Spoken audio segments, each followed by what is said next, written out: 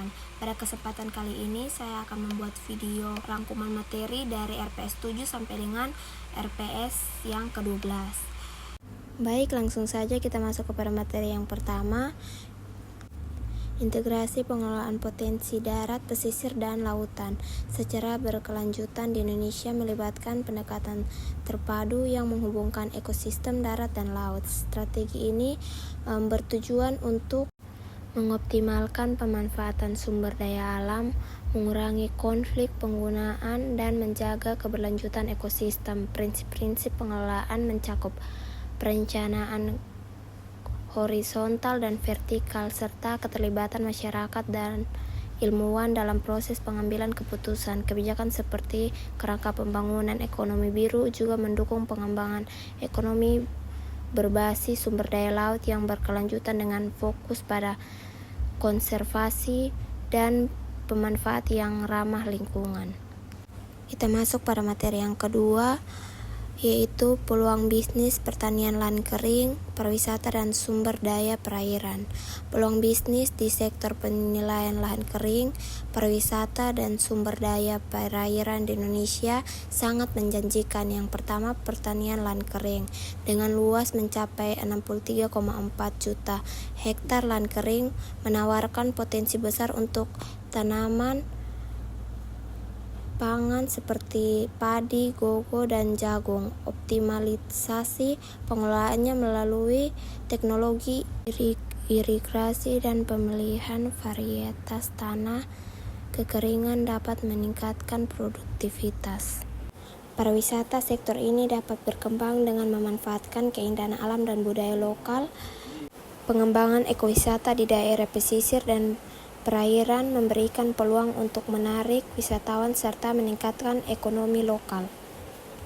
Yang ketiga, sumber daya perairan. Pengelolaan berkelanjutan sumber daya perairan seperti budidaya perikanan dan pengelolaan hasil laut dapat meningkatkan ketahanan pangan dan mendukung ekonomi masyarakat pesisir.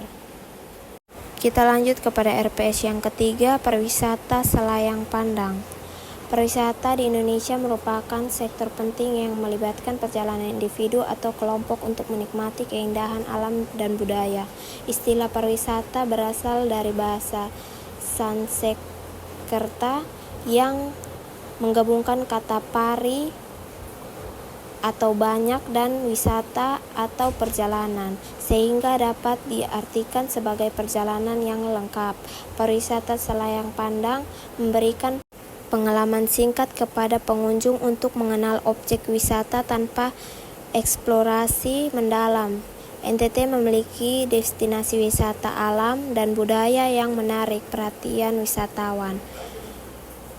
Pengembangan wisatawan mencakup penyediaan fasilitas, atraksi, dan layanan untuk wisatawan serta berkontribusi pada ekonomi lokal dan pelestarian budaya. Kita masuk pada RPS yang berikut. Siapa wisatawan itu?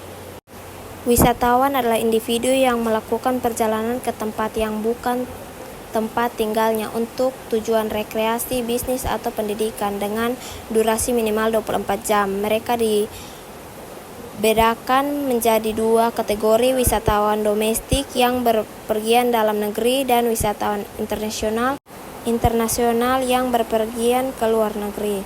Wisatawan tidak bertujuan untuk menetap atau mencari nafkah di lokasi yang dikunjungi. Karakteristik wisatawan mencakup motivasi beragam seperti liburan, kesehatan, dan pendidikan, serta berkontribusi pada permintaan produk dan layanan pariwisata. Kita masuk pada materi yang berikut. Produk pariwisata di NTT. NTT menawarkan berbagai produk pariwisata termasuk keindahan alam seperti Danau Kelimutu dan Taman Nasional Komodo, serta kerajinan budaya lokal. Produk ini menarik minat wisatawan domestik dan internasional. Kita masuk kepada materi yang berikut, promosi pariwisata di Indonesia. Pemerintah Nusa Tenggara Timur atau NTT berupaya memperkuat promosi pariwisata melalui berbagai festival, dan kegiatan pada tahun 2022. Setidaknya 25 event pariwisata direncanakan untuk menawari pariwisata dan mendukung ekonomi lokal, serta promosi juga mencakup branding destinasi dengan fokus pada keunikan alam dan budaya NTT seperti Pulau Komodo dan Danau Tiga Warna Kelimutu. Selain itu, kolaborasi antara pemerintah, masyarakat, dan sektor swasta dianggap penting untuk meningkatkan daya tarik wisata NTT. Sekian dari ringkasan materi tersebut. Terima kasih.